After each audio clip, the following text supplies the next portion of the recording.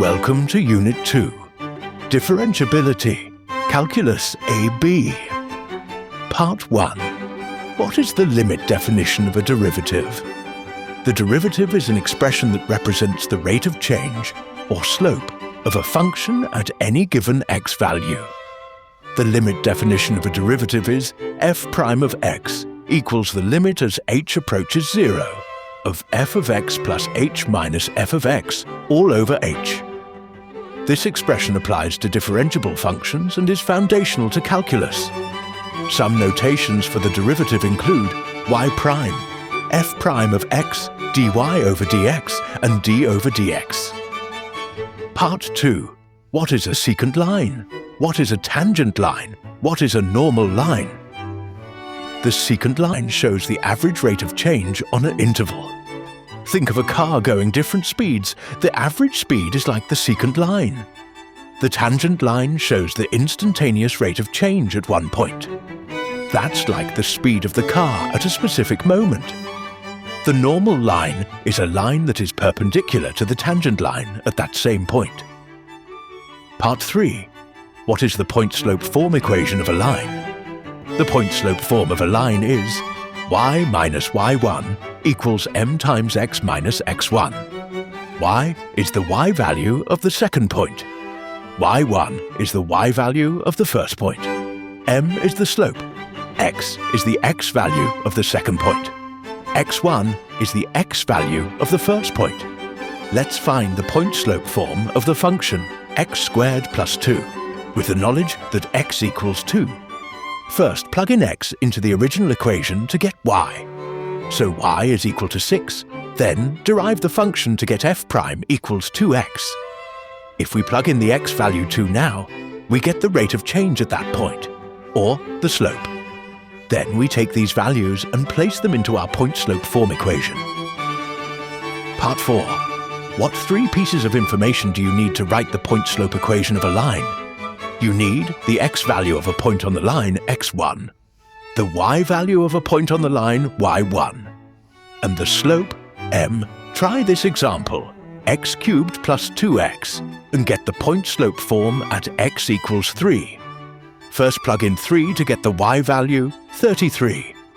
Then take the derivative, plug in 3, and get the slope at that point, 29. Then plug these values into the point-slope form equation. Y minus 33 equals 29 times x minus 3. Part 5. What is a derivative? A derivative describes the function's instantaneous rate of change at a certain point. In other words, it is the rate of change of the function at a certain point. It represents the slope of the tangent line at that point. Common notations for the derivative include y prime, f prime of x, dy over dx, and d over dx. Another good way to think about it is this. The derivative indicates how sensitive the function's output is to changes in its input at a given point. Part 6. What does it mean for a function to be differentiable? A function is differentiable if it has a non-vertical tangent line at every interior point in its domain. A function must be continuous to be differentiable. But a function does not have to be differentiable to be continuous. For example, functions with sharp corners or vertical tangents are not differentiable, but can still be continuous. Part 7. How can you determine whether a function is differentiable at a specific x value? The first thing to check for is continuity. Remember that for a function to be differentiable, it must be continuous. For algebraic functions, evaluate the limit of the difference quotient at that x value. Graphically, check for discontinuities, sharp corners, or vertical tangent lines. If you see any of those, the function is not differentiable at that point. Part 8. When does a function have a horizontal tangent line? When does a function have a vertical tangent line? A function has a horizontal tangent line when the slope of the function at a point is 0. In other words, the derivative at that point equals 0. A function has a vertical tangent line when the slope of the function at a point is positive or negative infinity. In other words, the derivative at that point approaches infinity, either positive or negative infinity. Part 9. How do you find the average rate of change? First, identify the interval you're working with. Let's say the function goes from x equals a to x equals b. Plug a and b into the function to find f of a and f of b. Then use the formula f of b minus f of a over b minus a. That gives you the average rate of change over that interval. This is an important formula that is used a lot in calculus, so make sure you remember it. Part 10.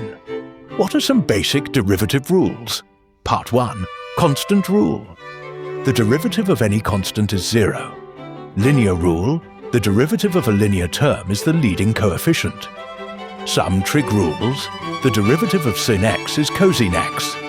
The derivative of cosine x is negative sine x. There are many derivative rules, but these are good to know to start. Part 11. What is the power rule? When is it used? The power rule is used when you're finding the derivative of a variable raised to a power.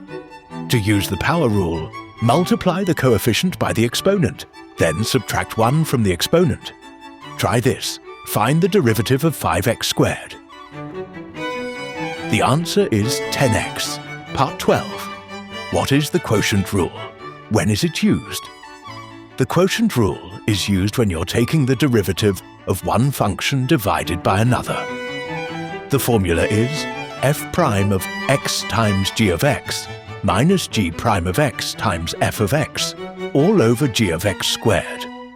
Remember that you may need to know the other basic derivative rules, including the constant rule, linear rule, power rule, trig rules, etc., before using the quotient rule.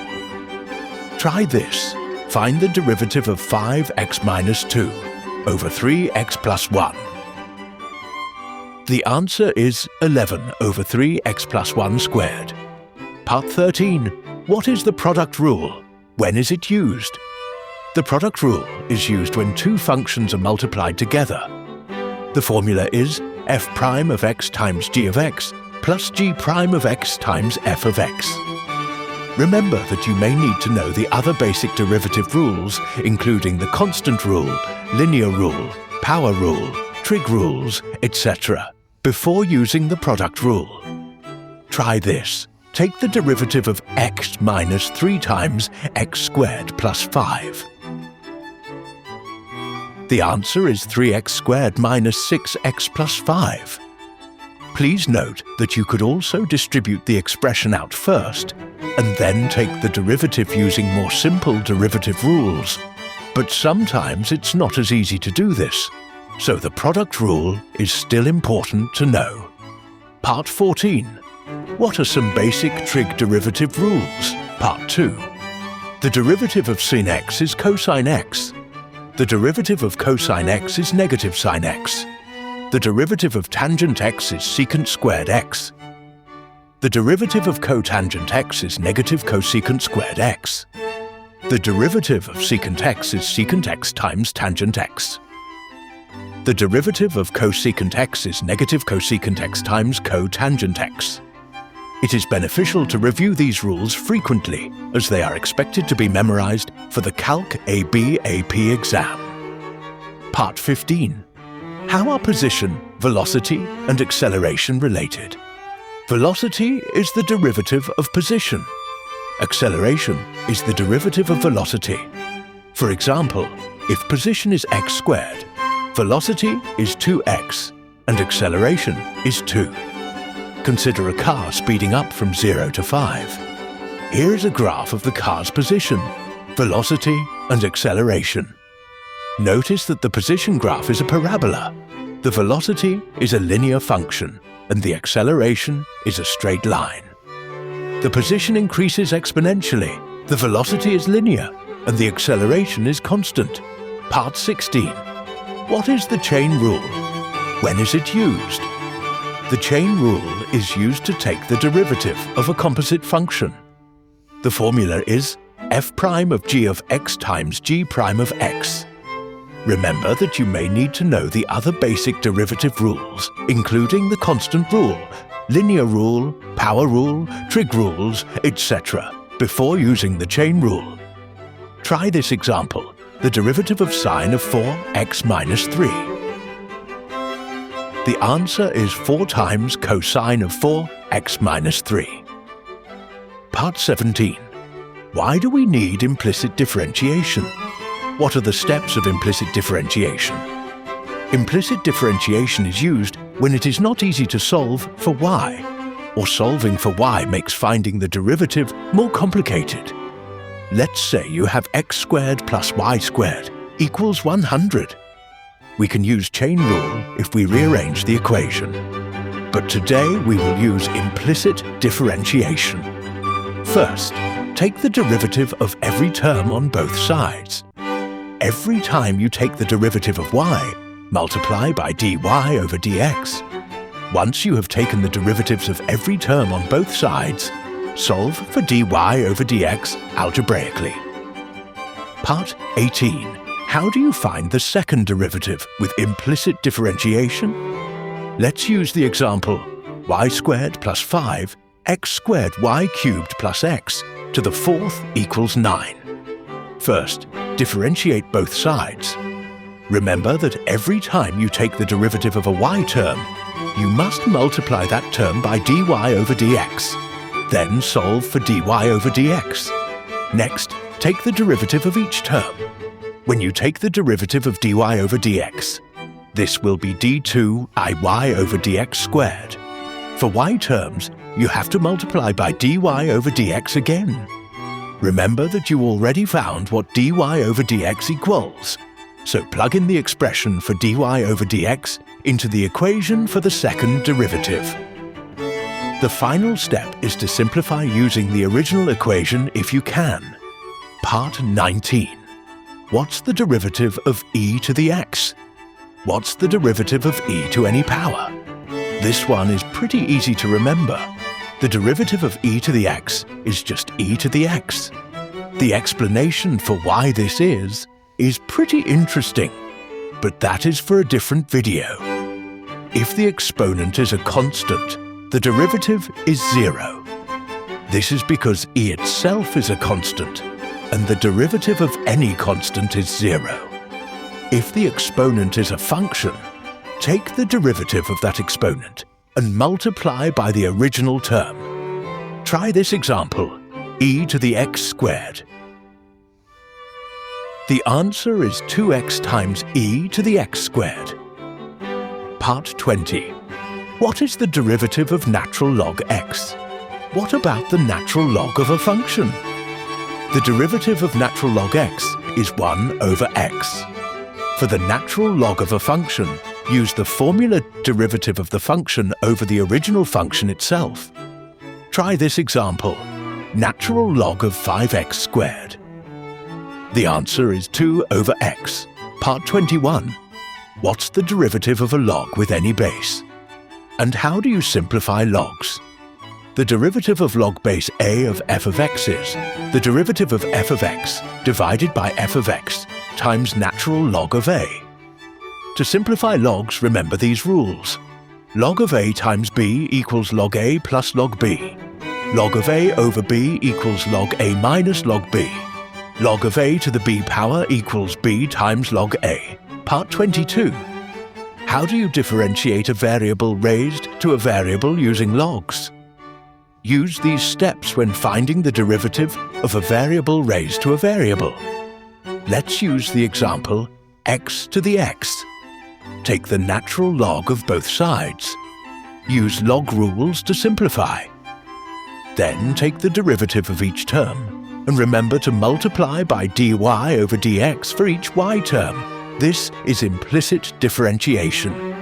Next, rearrange the equation if you need to get dy over dx on one side by itself. This will give you the derivative of x to the x. Part 23. What are the derivatives of arc-trig functions? The derivative of arc sine of u is 1 over square root of 1 minus u squared times the derivative of u. The derivative of arc cosine is the same, but negative. The derivative of arc tangent is 1 over 1 plus u squared, times the derivative of u. The derivative of arc cotangent is the same, but negative.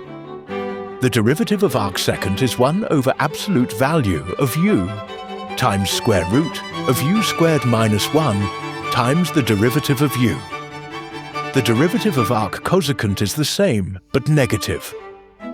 All of the rules and concepts described in this video are essential as a basis for further study of calculus, as well as for excelling in an AP Calculus AB or BC class.